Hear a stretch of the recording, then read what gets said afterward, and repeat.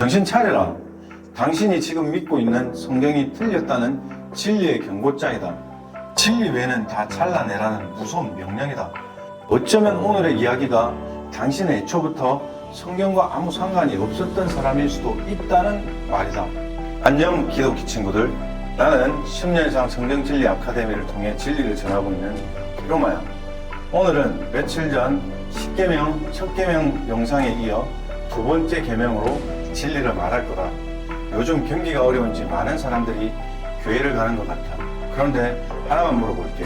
지금 당신이 공부하고 있는 게 정말 진리의 말씀입니까? 아니면 당신이 만든 종교적 환상일까? 아니면 그저 목사의 말 한마디에 무비판적으로 아멘을 외치고 진리의 말씀이 아닌 목사를 추정하고 있는 건 아닐까? 성경은 펴보지도 않고 히브리어, 헬라어 그런 건 신학자나 아는 거라면 그저 유튜브에 떠도는 영상 몇 개 보고 은혜 받았다, 가슴이 뜨거웠다 이러고 끝이다. 근데 진짜 충격적인 건 뭔지 아는가? 당신이 지금 하는 그 모든 행위가 거짓된 진리, 즉 우상 숭배라는 거야. 지금 이 순간에도 수많은 사람들이 자신은 진리의 말씀을 공부한다고 착각하는 거야. 사실은 사람을 믿고 목사를 믿고 교회의 분위기를 믿고 있다. 목사님 말씀은 곧 하나님의 말씀이라는 프레임 속에서 한 번도 성경을 직접 제대로 파헤쳐 본 적도 없이 그저 신앙생활이라는 가면을 쓰고 살아간다. 말씀에 대한 개념도 없고 히브리어, 헬라어 좀 봤다고 하는데 물어보면 한 개도 모르고 그저 말랑한 은혜, 감동, 눈물, 찔림. 과연 그게 진리일까? 그건 깨달음도 없는 감정 자극에 불과한 종교적 쇼일 거다. 이 두 번째 계명은 과거 이스라엘 백성이 금송아지를 만들고 그 앞에 절하던 미련한 자들을 향한 말이 아닐 것이다. 지금 이 시대 진리를 모른 채 신앙 코스프레에 빠져있는 바로 기독교를 향한 경고다.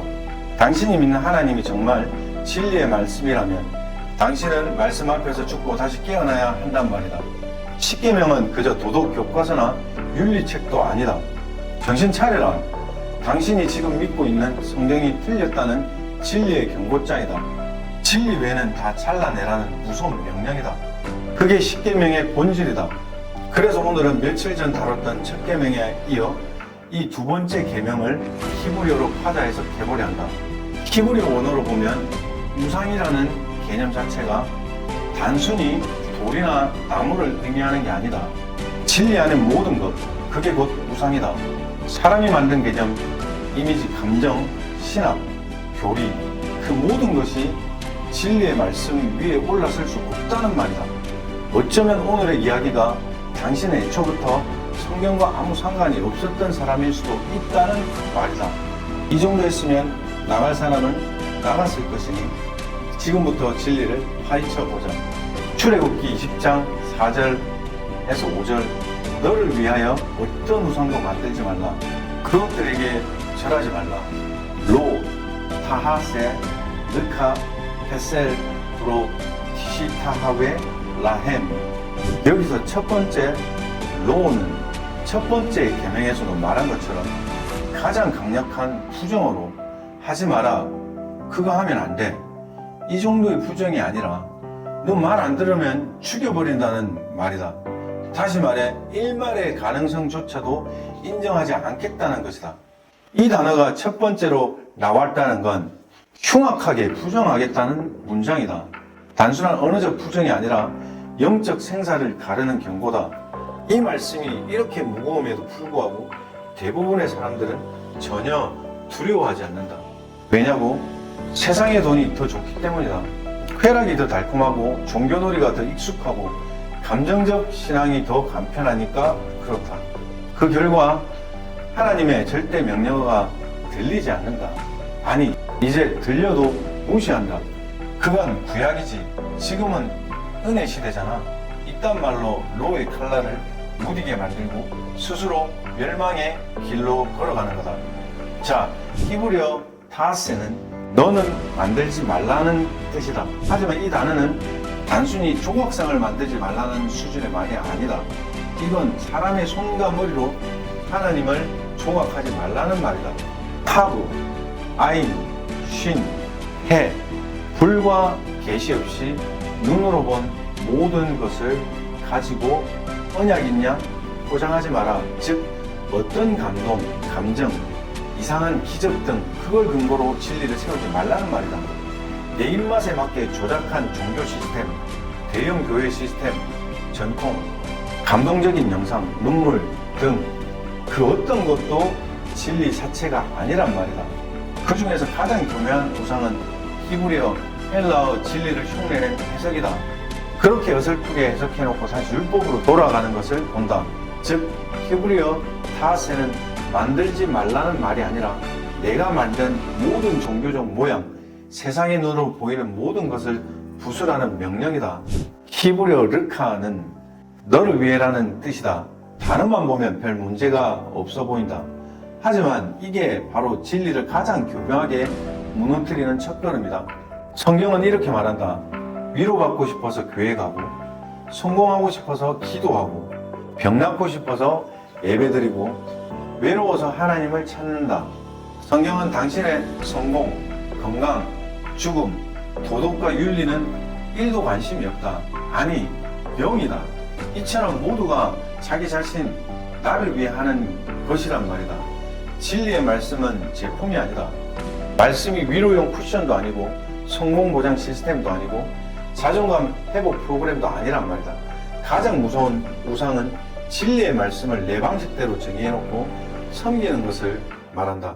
그 순간부터 하나님은 더 이상 진리의 말씀이 아니다. 그건 당신 자신을 위한 이미지일 뿐이다. 그 다음으로 히브리어 베셀, 조각된 건 돌만이 아니라 말도 우상이 된다. 보통 사람들은 이 단어를 들으면 돌로 깎은 신상, 금으로 만든 송아지, 나무로 만든 신전을 떠올린다. 하지만 성경이 말하는 베셀은 눈에 보이는 형상 그 이상이다.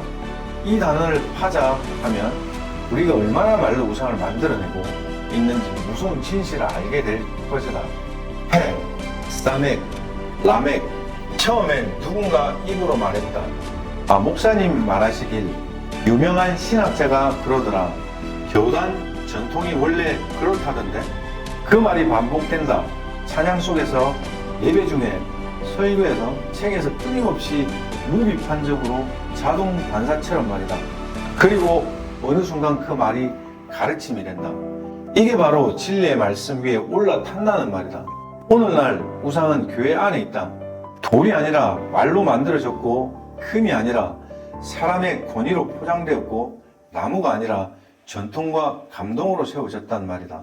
말이 진리를 대신하면 그 말은 가르침처럼 보이지만 사실은 하나님의 자리를 훔친 거짓된 권위다. 성경에도 없는 교리가 반복되고 설교가 미화되고 전통이 표준이 될 때 그건 진리가 아니라 우상 숭배다. 그리고 히브리어 티시타하웨는 단순히 절하는 것이 아니다.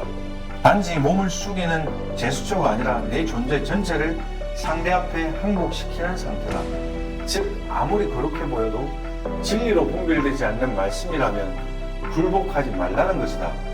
이 글을 파자 해석하면 쉰, 엣, 바브, 해는 불 없이, 담 없이, 계시 없이 연결된 대상이 있다면 그건 진리가 아니란 말이다. 그런데 사람들은 그 대상 앞에 강격하고 눈물을 흘리고 무릎을 꿇는다. 말씀 없는데 감정은 터진다. 진리가 없는데 눈물은 흐른다. 그게 더 위험하다. 왜냐하면 감동과 인재 느낌이 진리를 가장 잘 속이기 때문이다. 하나님은 엎드림조차 걸러내신다. 그게 나를 향한 절이 아니면 그건 절이 아니라 배교다. 지금 당신이 무릎 꿇고 있는 그 대상 정말 불로 분별되었는가? 정말 담 안에 있는가? 정말 계시로 연결된 것인가? 그렇지 않다면 지금 당신은 우상 앞에 절하고 있는 것이다. 그리고 히브리어 라임 뜻은 단순하다. 그들에게 또는 그것들에게 복수형이다. 그냥 우상이 하나가 아니라는 뜻이다. 왜냐하면 우상은 늘 무리로 몰려다니기 때문이다. 사람들은 여전히 나는 우상 숭배 안 해요 라고 말한다. 하지만 현실은 어떤가? 교리에 전한다. 진리보다 교단 해설자를 더 신뢰하고 있단 말이다. 교회 시스템에 또 전한다. 건들면 안 되는 구조이고 터치가 불가한 영역이다. 또 사람에게 전한다. 목사, 교수, 유명 유튜버, 말씀 사역자, 그리고 감정에 전한다. 찬양 중 눈물이 났다고 성령 체험이라 착각한다. 느낌에 속고 감정에 중독된다. 마지막으로 말씀을 왜곡해서 만든 허상에 전한다. 용하다는 히브리어 해석가들 말이다. 이제는 더 이상 금으로 만든 송아지에 절하지 않는다. 이제는 말로 만든 말씀이 우상이 되고 감정으로 만든 신이 하나님 자리를 대신하고 있다. 당신이 나는 진리에 미쳤어요 라고 너스레를 떨 수 있다.